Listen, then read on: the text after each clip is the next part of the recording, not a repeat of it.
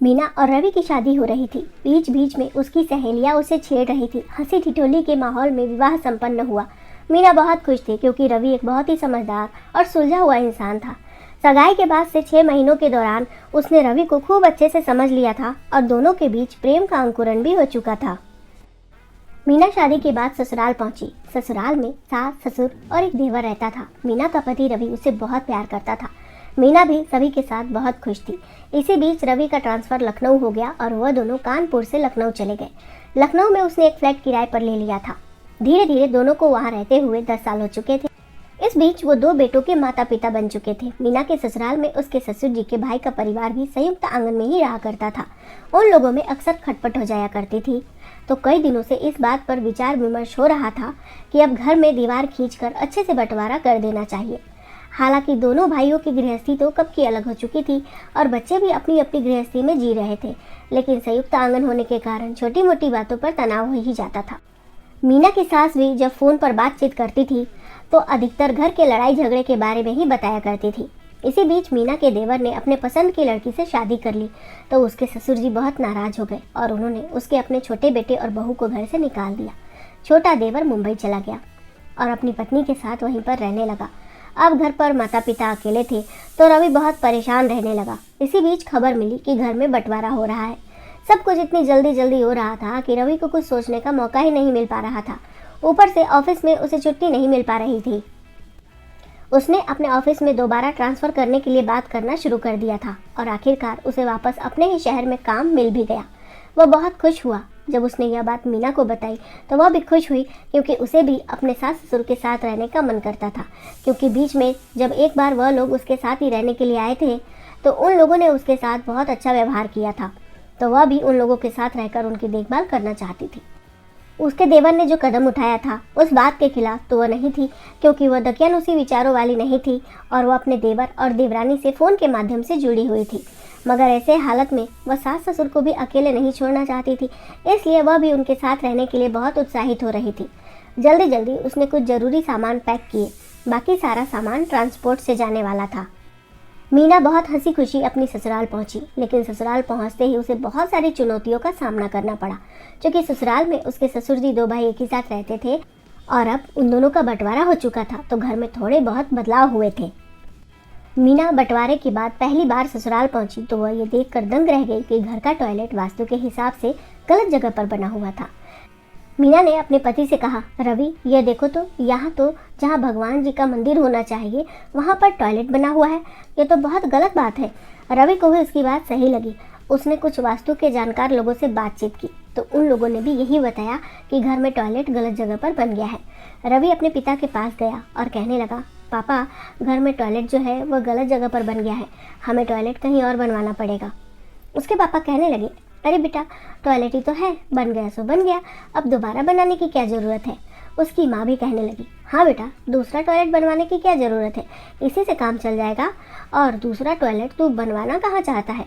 रवि कहने लगा, माँ उस हिसाब से देखा जाए तो टॉयलेट आपके कमरे में बन जाएगा तो ठीक रहेगा। और माँ पहले तो मैं बाहर रहता था तो छुट्टियों में जब हम आते थे तो इस छोटे से कमरे से काम चल जाता था, लेकिन अब बच्चों के साथ एक ही कमरे में रहने में हमें बड़ी दिक्कत होने वाली है, इसलिए मैं सोच रहा हूँ कि छत पर 2 रूम बनवा लेता हूँ और रूम के अंदर ही टॉयलेट बाथरूम भी बनवा लूँगा, तो साथ में आप लोगों का टॉयलेट भी सही जगह पर बनवा देता हूँ। इस पर उसकी माँ कहने लगी, अरे बेटा तुम्हें अपने कमरे में टॉयलेट बनवाना है तो बनवा लो, लेकिन हम तो इसी टॉयलेट में जाएंगे क्योंकि इस टॉयलेट में खर्च बहुत ज़्यादा हो गया है। इतने सारे रुपए खर्च करने के बाद फिर दोबारा रुपए हमसे तो खर्च नहीं होंगे, और रूम में टॉयलेट बनवाकर मैं घर को अपवित्र नहीं करना चाहती। इतना कहकर उन्होंने बात को खत्म कर दिया। रवि परेशान हो गया। उसके माता पिता जिद पकड़कर बैठ गए थे कि घर में दूसरा टॉयलेट नहीं बनेगा। उन लोगों का कहना था कि सेप्टिक टैंक हमने बहुत बड़ा बनवाया है और उसमें खर्च बहुत ज़्यादा हो गया है, इसलिए अब दोबारा हम खर्च नहीं करेंगे।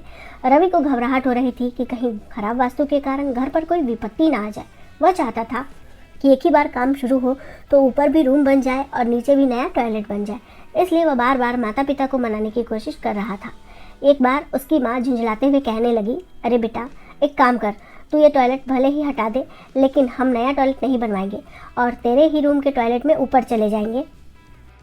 यह सुनते ही रवि बोल पड़ा, माँ बेटे बहू का टॉयलेट कोई सुलभ शौचालय नहीं कि सारे घर के लोग एक ही टॉयलेट में जाएंगे। वैसे भी टॉयलेट हमारे बेडरूम के अंदर रहेगा, तो क्या आप लोग रात बिरात जब भी मन करेगा तो टॉयलेट जाने के लिए हमारे रूम का दरवाज़ा खटखटाएंगे?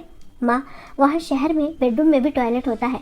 मैं तो कब से कह रहा हूँ कि टॉयलेट यहाँ से हटा देता हूँ, और आपके रूम में जगह भी है, मैं आपके रूम में ही टॉयलेट बना देता हूँ। अब आप लोग आधी रात को भी उठकर आंगन को पार करके घर के सबसे आखिरी कोने में टॉयलेट जाते हैं। यह भी तो सही नहीं है ना। अब रूम के अंदर टॉयलेट रहेगा तो 2 कदम की दूरी पर उठकर जाना होगा।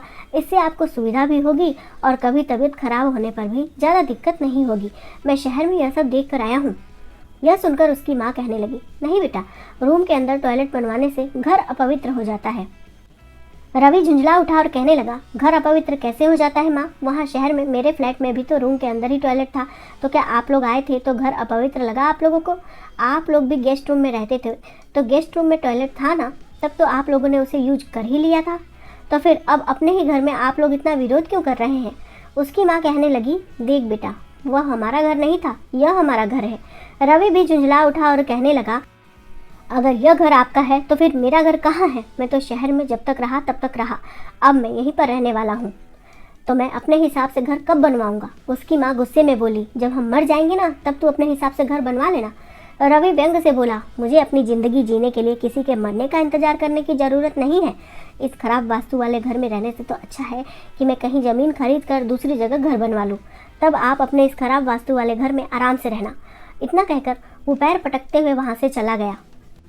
अब उसकी माँ सोच में पड़ गई। रवि के पिता ने अपनी पत्नी को समझाते हुए कहा, देखो भाग्यवान, अब मुझे भी शुरुआत में ये सब ठीक नहीं लग रहा था, लेकिन वह कह तो सही रहा है। जब मैं शहर में उसके घर पर गया था तो गेस्ट रूम में ही टॉयलेट होने के कारण मुझे बड़ा आराम हो गया था।